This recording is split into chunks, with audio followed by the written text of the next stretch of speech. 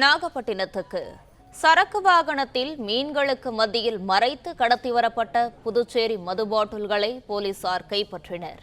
இது குறித்தான விவரங்களோடு இணைந்திருக்கிறார் நமது செய்தியாளர் மூர்த்தி. மூர்த்தி, வணக்கம். இது குறித்தான கூடுதல் விவரங்களை பதிவு பண்ணல. வணக்கம். புதுச்சேரி மாநிலம் காரைக்காலிலிருந்து மது பாட்டில்கள் மற்றும் சாராயம் கடத்தி வந்து தமிழக பகுதிகளில் பல்வேறு இடங்களில் விற்பனை செய்யப்பட்டு வருகிறது. நாகை மாவட்ட காவல்துறையினர் மாவட்டத்தின் பல்வேறு இடங்களில் சோதனை சாவடிகள் அமைத்து போலீசார் தீவிர சோதனை நடத்தி வருகின்றனர்.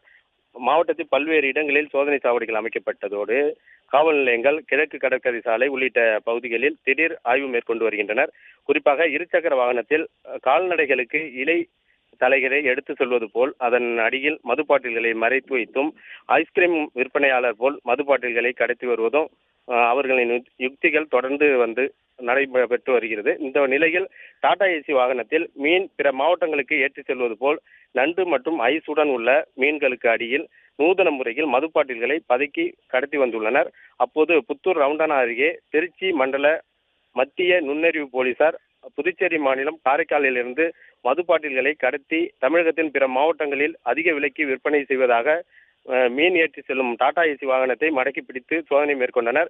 பெட்டி பெட்டியாக மீன்களுக்கு அடியில் மது பாட்டில்களை பதுக்கி வைத்திருப்பதை கண்ட காவல்துறையினர் அதிர்ச்சி அடைந்து கடத்தல்காரரிடம் நடத்திய விசாரணையில் தஞ்சை மாவட்டம் ஒரத்தநாடு பகுதியைச் சேர்ந்த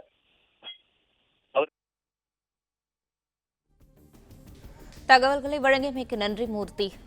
பிளே ஸ்டோர் மற்றும் ஆப் ஸ்டோரில் இருந்து பாலிமர் செயலியை QR கோடு மூலம் பதிவிறக்கம் செய்யுங்கள். செய்திகளை உடனுக்குடன் பெறுங்கள்.